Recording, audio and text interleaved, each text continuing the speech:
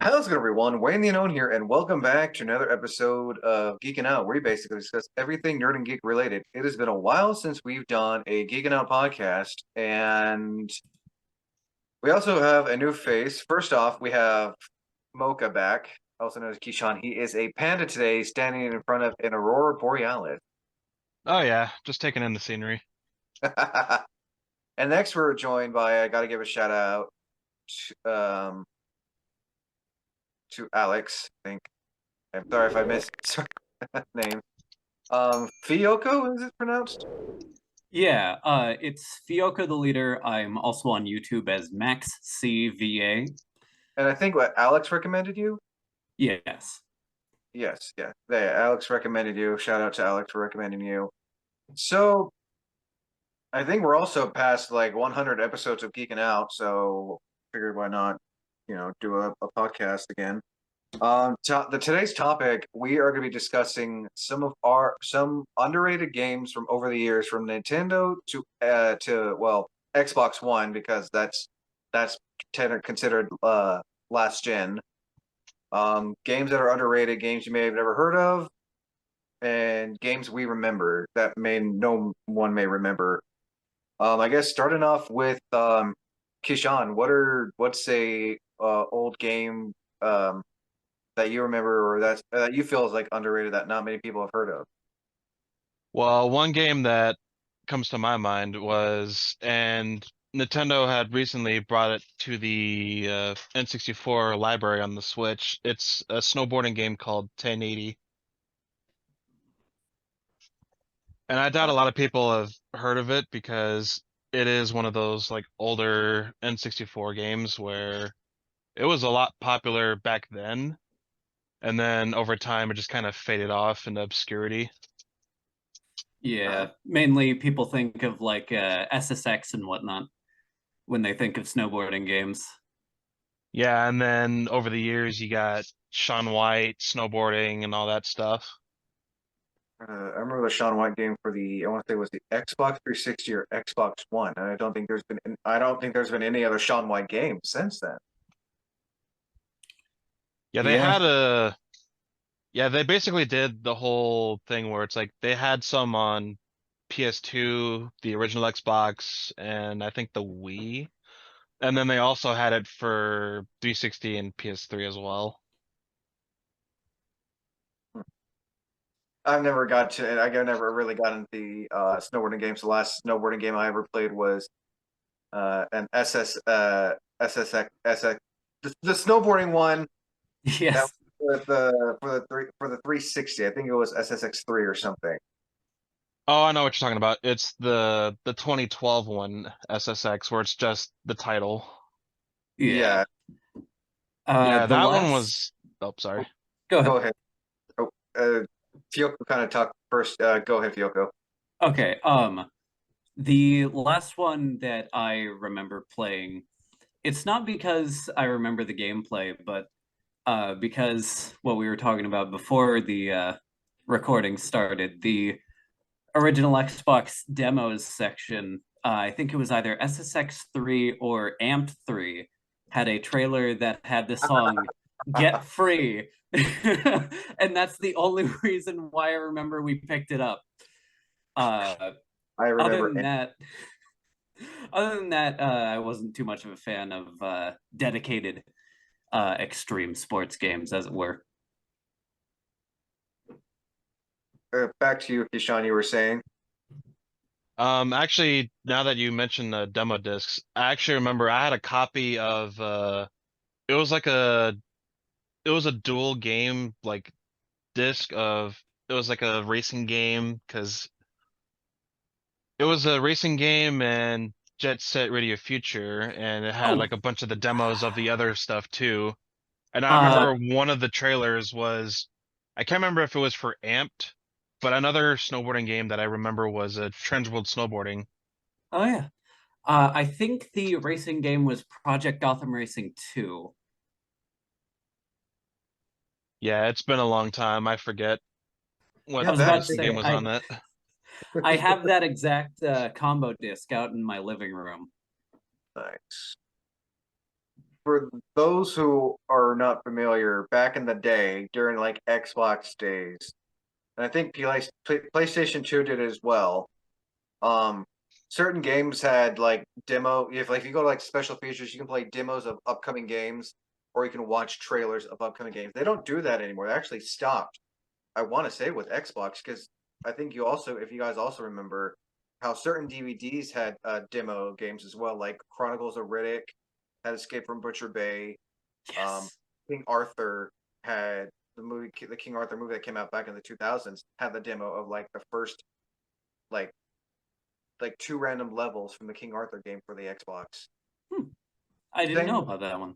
same with Aragon, the movie had a demo for the game as well. For the That's the one I remember. you were talking about stuff that's underrated in game. I guess this is all underrated in game. I don't know. I'll think of a title later. Yeah.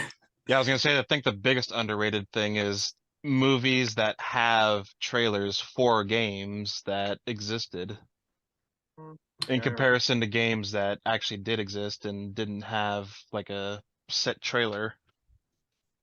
Yeah, I'm I'm looking to see if I had any licensed games on here because those ones, they're kind of tied to a pre-existing thing. So, yeah. um, Escape from Butcher Bay was one for Chronicles of Riddick.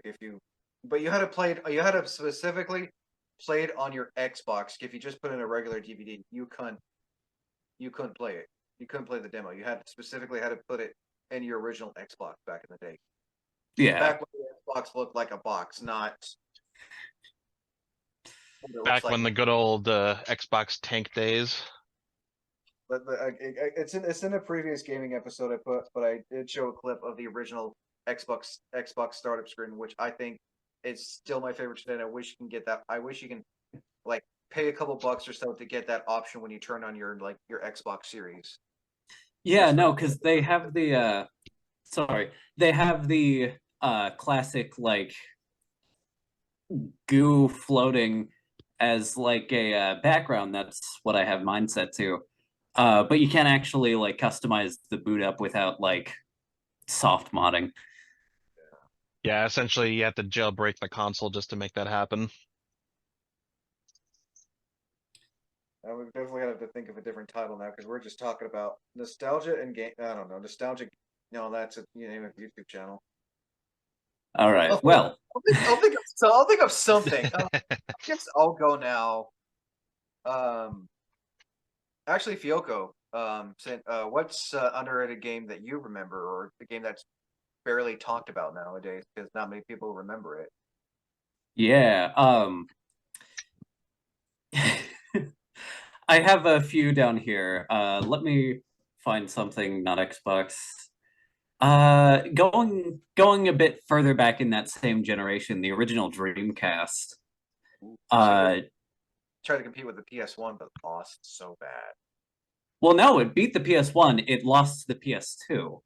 That's right because it came out after it came out. I think what during the PS2 and after the PS1, or before the PS2 and after the PS1. It was 1998, so that would be near the tail end of the PS1, and then the PS2 came out in 2001 or 2000. Yeah, I was Okay. gonna say somewhere between like at the end of peak PS1 and then pre PS2. As I call as I call the old console days where the water looks like Mountain Dew. And I stand on Yeah. Yeah. Not to get into another tangent about the original Xbox, but Microsoft partnered with Sega to have Dreamcast backwards compatibility, but unfortunately, one of the main people behind the deal, I forget his name, he unfortunately passed away and that deal fell through. Well, luckily Sega branched out to PlayStation, Nintendo, and Xbox to give, here's our name, here's the games, do with what you will. Yeah. But just going through my Dreamcast library, there is a horror action game called Illbleed that I find to be very interesting. It takes place in this amusement attraction, and you play as these high schoolers. You start out with the first character, Eriko, and then you save or let your friends die. But if you save them, you can play as them. And it's got the classic voice cast, like the Sonic Adventure voice cast. So you got your The bad Ryan voice. Drummond, Lonnie Manella, Dean Bristow, and Back where I say that it's a horror action game, but the whole point is you get this thing called a horror monitor, and you're supposed to flag all these different traps. And if you successfully get a trap, you don't get jump scared. If you don't, then you do. I'll have to look this game up now. Just like see if I can't like find a trailer to show or like gameplay, and of course credit whoever. Yeah, it is. It is a wacky game. uh, I've never heard of it. The only games I ever played on Sega Dreamcast was the Sonic game that came out for the Dreamcast, where you can play as Sonic, Tails, Amy, the big purple cat looking thing. yeah, Oh yeah, Sonic Adventure. That's yeah, the game you're talking about. And the only other one I remember playing, which I feel like for the time wasn't a bad game. Graphics were pretty interesting. Called Let's Get Ready to Rumble. For the Oh, Sega Ready to Rumble Oh yeah, boxing. the boxing Yeah, game. where like you literally for like the time, like the fact that they were like when you punch someone it shows like the bruises on their face, yeah, and then there's a quote unquote secret character. The ring announcer is a character who you get to play as well or fight. yeah. He turns into Rumble Man. Basically a big bulky man. He's pretty much like the Hulk or Dr. Jekyll and Mr. Hyde, just without the green skin or craziness. Yeah, one of my favorite things is if you play that during Christmas time, he instead turns into a giant snowman. So he's like an And he, abominable man type. no, just like a regular snowman, has like the stick arms and everything, but still does ridiculous damage. That's not a mod or anything. Was that that's weird, especially given the time frame for Dreamcast when they didn't like have themed events. Yeah, no, it was just an extra skin that you could get during Christmas time. Okay, all right, that's Yeah, I I figured that out when I got Ready to Rumble Boxing Round 2 on Dreamcast. Entirely because I heard you could play as Shaquille O'Neal and Michael Jackson, and I thought that was too hilarious not to. that doesn't scream '90s. I don't know what does. Dude, just if you think hearing about it's hilarious, watching the gameplay is even funnier because it's like I see videos of people playing as Michael Jackson and they do the fucking moonwalk and it's like build up the meters and it's just like it's just hilarious. Oh God. Speaking of Shaquille O'Neal, it's an underrated game, and I think it came out for Nintendo or Sega. They did a remaster of it. I Shaq never Fu. played it. Yeah, Shaq Fu. Speaking of Shaquille O'Neal in video games, that's Yeah, not no, that like fighting type games with Shaq Fu. I've never played it, but I seen shakeplay for it. I was like, is this a new game? And then it says, oh, this is a fully remastered. Like, okay, Shaquille O'Neal must have either needed money or he's just like video game companies wanted to endorse him or something because like he was in everything, movies, video games, music videos, TV shows, everything back in the day. Yeah, I mean 1997 was when we got the we got the amazing DC duology Batman and Robin by Joel Schumacher and Steel starring Shaq. So, speaking of Shaq being in everything. Back when he was in everything. Yeah. Anyway, I guess I'll go. I'm gonna go Xbox One era, it was back when Xbox One was like announcing all these games that are coming out right away for their console. This is back when like consoles would actually like announce all these games and they would immediately come out right like a few months after the console was released. Not like how it is with an Xbox Series S and PS5 where they're just like releasing here and there, but it's more of a story driven game, and I kind of wish they had done more with it. It's called Rise, Son of Rome.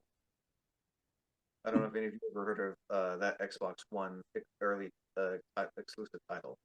Yeah, I was gonna say, I think I remember hearing about it because back when they were announcing the Xbox One, I think I remember that was supposed to be like a launch title for the Xbox One. Mhm. It I can't remember much of it because it's been a hot minute since I played it, but it takes place, ancient Rome, and the main purpose of the game is, you become a Roman legionnaire who's also on a quest to basically, um, avenge his family and take on the persona of a ancient deity named Democles. There's a lot of historical accuracies in the game, but it's it's kind of like how the new God of War games are now. God of War Ragnarok and God of War quote unquote God of War 4, how it's more story driven. That's kind of how Rise Son of Rome is.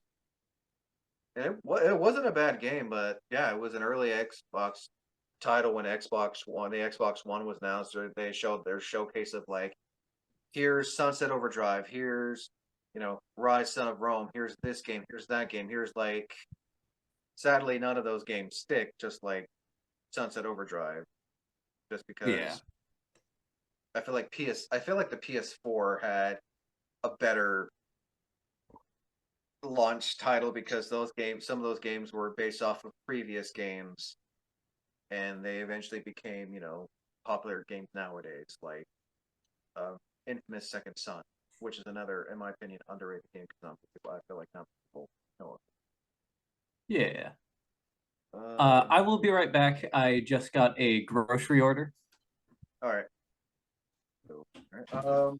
But yeah, touching on that, I do kind of feel like that between Xbox and PlayStation, it's like the parallels of like their library of games.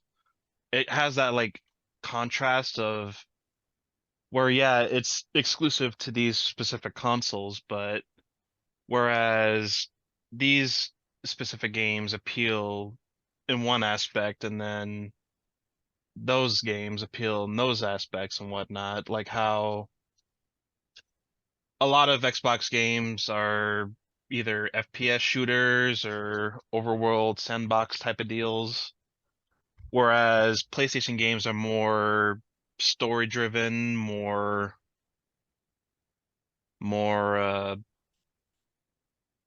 tactical or more intuitive type of games. And then you got Nintendo, who's just one giant Rubik's cube. I mean, I hate to say it, and I'm an Xbox fan, of course. I mean, I'm also a PlayStation fan, but I feel like throughout the years, when it comes to PlayStation and Xbox, I feel like Xbox has more of those underrated games that, again, you either played once and just forgot about, or like you heard of it but you've never seen it been played. Which, it's kind of sad when you think about it that PlayStation kind of has more memorable games, while Xbox has like, oh yeah, I remember that game when I was like this many. You Yeah, know, it's kind of like how Xbox will have that one game that like a lot of people who have the age to show for it will look at it and say, "Oh, hey, I remember that.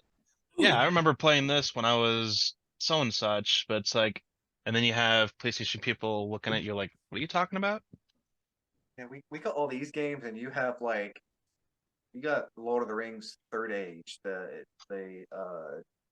turn-based fantasy game. Huh. Also, I'm back. I just had some produce and meat Oh, that I needed to put in the fridge. all good, man. Get your Postmates. Yeah. No, you were just gonna say we were just talking about how, and you can weigh in on this because for those who are watching, we form our own opinions.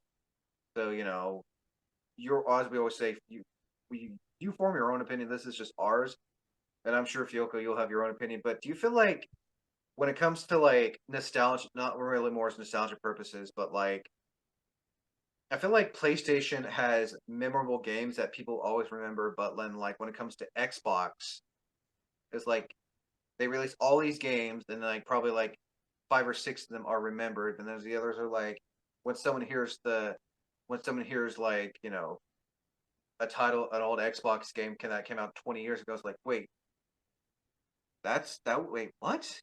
I haven't heard of that game or seen that game in years. What is this? You should be like in a museum or something, you know? Yeah, like people remember your Ratchet and Clanks. People remember, Sly Cooper, Jack and Daxter. People don't remember Blinks. Blinks the Time Cat? Yeah, I was Blinks the just Time about to bring Sweeper. that up. No, that's it's funny you mentioned there because that's on Xbox Game Pass right now. Is Blinks the Time Cat? Nice. And actually, it's actually your turn, Qeeshon. You mentioned Blinks the Time Cat. Was it spelled BILNXC? I think It it's is BLINX. BLINX. Yeah. Blinks the Time Cat, orange cat with a pair of goggles, wants a blue shirt, and red shorts. Basically, to paint a picture, it's an orange cat that has a smile similar to the Cheshire Cat from Alice in Wonderland, who is dressed like the main or not antagonist, but the main protagonist from the original Digimon. So like blue shirt, red Pretty much. shorts. You hit the you hit the you hit the nail on the head on that one. Yeah, and I think the one thing that I distinctly remember was that he had like a time like a Vacuum. like a time Time. controlled vacuum that he can use to like rewind time, pause time. It's basically it's basically Prince of Persia in a vacuum form. I mean, Yeah. you're not wrong, and I think what you can get like new abilities for your vacuum because I remember like if you mess up, you can like, and I think you also get stuff for your vacuum because I know like the gauge meter would like empty real fast if you used it a lot. I think. Yeah. There were these collectibles you could pick up, like you could record yourself and then have that play back. You could pause time, reverse time, fast forward. Um, and I looked it up just to double check, but Blinks the Time Sweeper was actually made by Artoon, which was a company founded by Naoto Oshima, one of the original designers of Sonic the Hedgehog. Fun fact. Hence the the name, and then plus what animal they are, Yeah. and being an anthropomorphic. God. Hence the wackiness. It's Yeah. yeah. I didn't talk about with the other ones, but what did I guess now we're talking about Blinks. Sorry, with you, Qeeshon. What was I've never played Blinks. I've only seen gameplay, and I played like probably like I try to play a few minutes of it, but with how laggy Game Pass can be because so many people are on it, and it's still in beta after like 4 years. What was your favorite thing about Blinks, the Time Cat, Qeeshon? I think my favorite thing about that game was not playing it. I mean, those Because like those type of games were hard back then, though. If well, and you I look Yes. mean, at it. I think I remember trying it maybe once, and I just couldn't figure out like how the game works in terms of like the controls, and then I was just like, okay, yeah, I'm going You're back to it, Halo, Jet Set Radio, anything else. I mean, it doesn't help. You're also holding a big bulky controller too. It's like reach Oh 5 yeah. feet, press this button. Reach, you know, 100 feet to press this button. Don't forget to press the light button with the white button, and then I think the black button for something else. Yeah, it's funny you mentioned that original model of controller, the Duke, as it was called. I actually got the Hyperkin Duke controller, the wireless one that works on Xbox One and PC. It's sitting right on top of my computer as we speak. God, I'll be showing pictures of that. Oh yeah, you Um, gotta send a picture of that in the Discord. All right. Oh yeah, It's a bit dusty since I haven't used it in a bit. all good. Fuyoko, what was your favorite thing about Blinks the Time Cat? Uh, I would probably have to say, what was that? Was it Blinks the Time Cat or Blinks the Time Sweeper? It was Time Sweeper. Time Sweeper. I for me for the longest time I always thought it was pronounced Blinks the Time Cat. That's fair. All right. I would probably have to say the art style is my favorite part. I was trying to get a little video of the Duke controller powering up because it has the original Xbox boot animation, but I haven't charged it. Oh, good. I would probably have to say it's the art style because it's very much sort of abstract surrealist art style. It takes from, I want to say, like who did the melting clocks? I always forget the name of the artist. I want to say Salvador Dali. Yeah, Salvador Dali did that. Yeah, the persistence of memory. Yeah, I think it was. If not, I feel bad, and what I can do is I can correct myself in post. Yeah, it was Salvador Dali. Yeah, it was Salvador Dali. Yeah. So you just have, sort of this feel of entropy wherever you go. And I thought that was really cool. Something they completely dropped in the sequel, and I don't know why. There was a sequel? Yeah, it was called Blinks 2 Masters of Time and Space, and there's probably a reason why it was forgotten. It's just like, I've never heard of a sequel for that game. I just remember seeing, like, the poster for the first one. Yeah. You know, it's funny because I was actually just looking up some of the pictures of like what the art style is, and then the first thing that caught my attention was Blinks 2. I'm like, wait, what? That's Yeah, exactly. no. The thing about Blinks 2 is Speaking of unforgettable, underrated and unforgettable games. That's what this is gonna be called. Oh, there man. is that picture in the chat. It's like I will not gone but forgotten. Yeah. look at it later. Yeah, no, if I were to make a comparison of the art style shift between Blinks 1 and 2, it would probably be like Klonoa 1 versus Klonoa 2. Huh? Klonoa, it was a PlayStation 1 2.5D platformer. It was known as Klonoa Door to Phantomile. Recently, they had a remake called Klonoa Fantasy Reverie series. Again never heard of that. Well, there you go. I'm old, but I'm not that old. Well, I am that old because I'm older than the PS1, but I've never heard of that because I started off with the Super Nintendo as a kid. Yeah. Oh man, the fact that there was a sequel, though, I mean, that's weird. So I'm guessing the first Blinks did well. They figured, hey, let's make a sequel. I guess so. Is it still original Xbox era? Yeah. Yeah, I was gonna say it had to still be like early 2000s, so Man, again, Xbox. I don't know what it is, but I feel like the most memorable game for any Microsoft title is Gears of War and Halo, and I hate to say that. Yeah, they're both shooters. They're like, well, I mean, you're not wrong. And Microsoft is mainly like Qeeshon. I think Qeeshon, you were talking about how like they're mostly known for their looter shooters, as it were. oh Oh, yeah. and Borderlands. Oh, they're more like not only know, but like when it comes to like story adventure type games, like Blinks or this other one I can't remember the name of, but you got to play as this mad scientist, but when he wakes up, like everything around him is like split into pieces, and he gets to drink these potions that turns him into different animals. I can't remember the name of it, but he was a mad Dr. scientist. Muto. Thank Dr. Muto, yes, for the original Xbox. Speaking of unforgettable games. Dr. Mucho, I think they made two of them. I can't remember.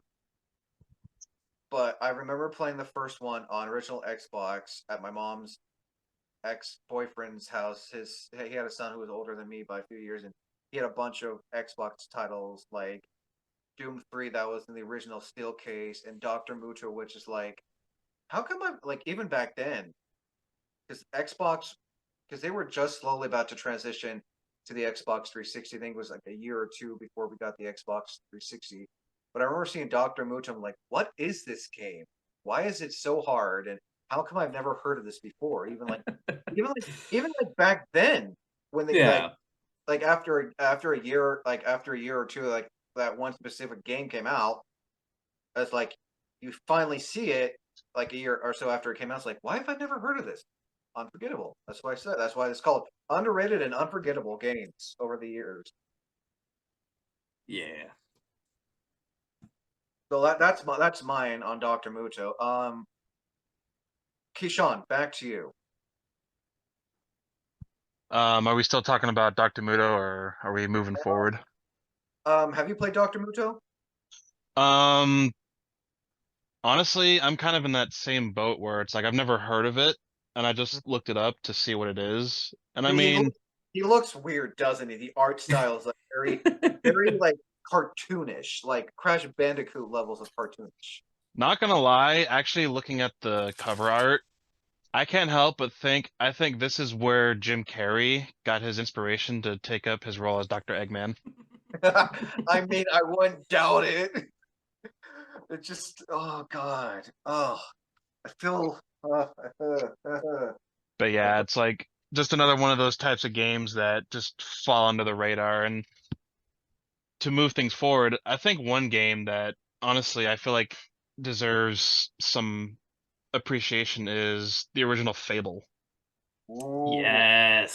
And later this year, we're getting a reboot of the first Fable game, which I'm I looking forward completely forgot about that.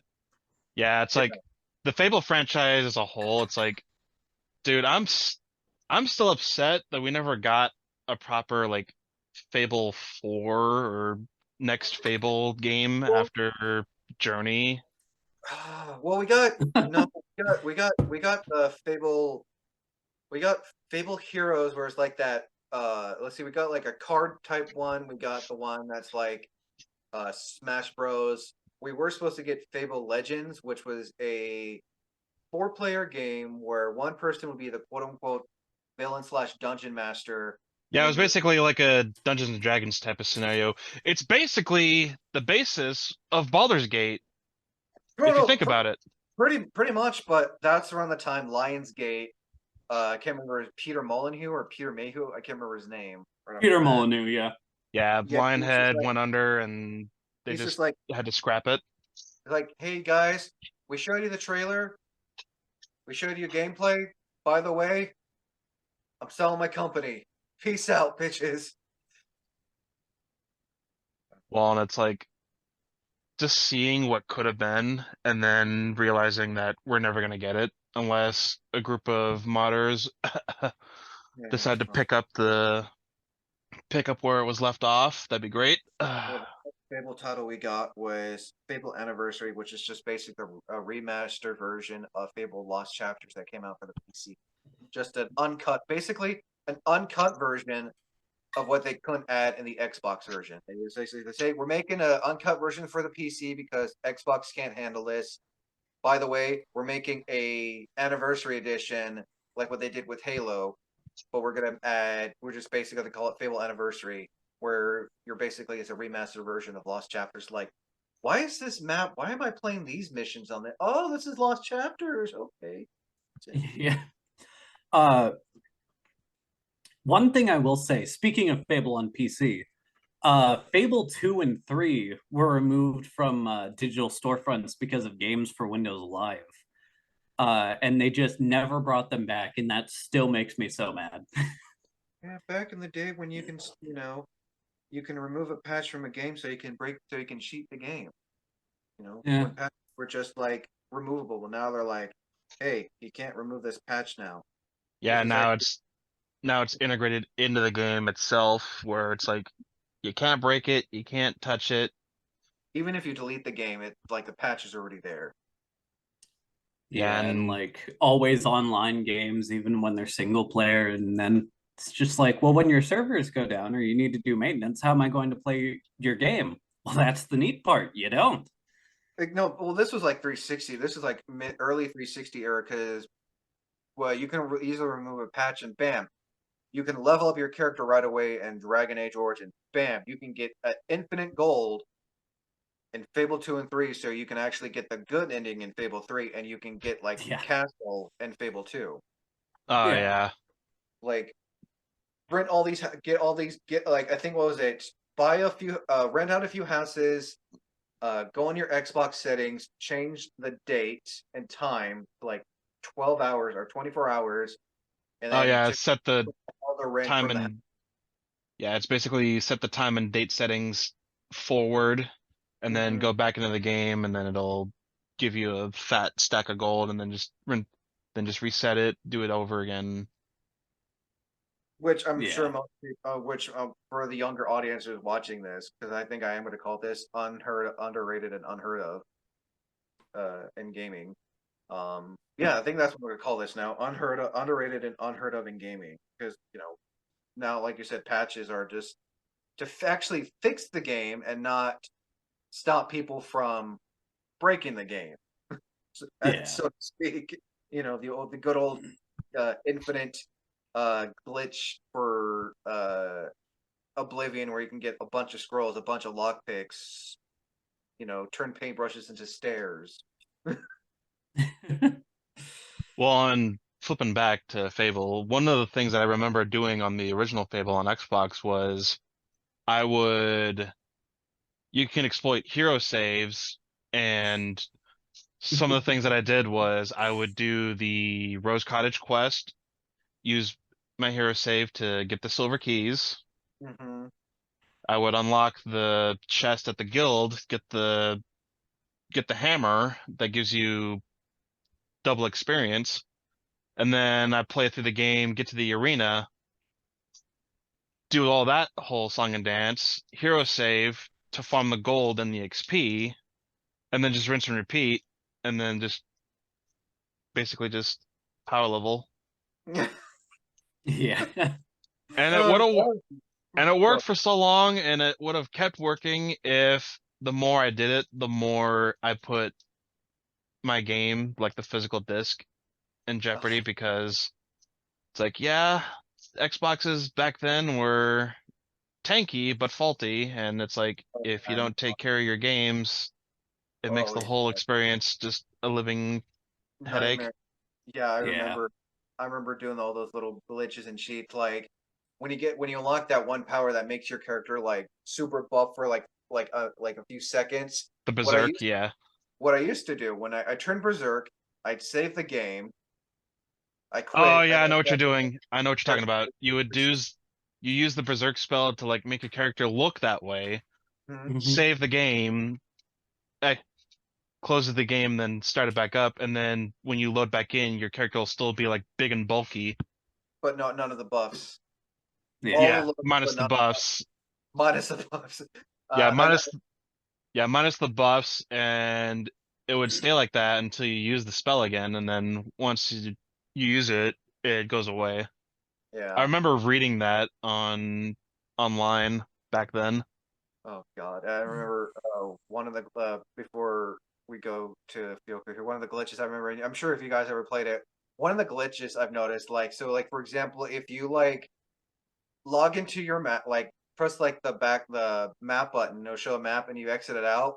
Like what would happen? The game would glitch to where like the map would be over your character's whole body. It was a rare glitch, depending on like the condition or how much you did to the game itself.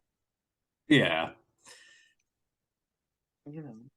Again, before patches, before all these glitches, no patches. Hey, we got patches to stop you from breaking the game. Hey, we have patches for the game, doesn't stay broken. Yeah, no, the best shot you had back then was just like getting a game of the year version. Mhm. Now they do that now, but now it's just like paying like 20 extra bucks because it has like all the DLCs as I call DLCs. They're cheats. They're cheats and unlockables you have to pay for. Yeah.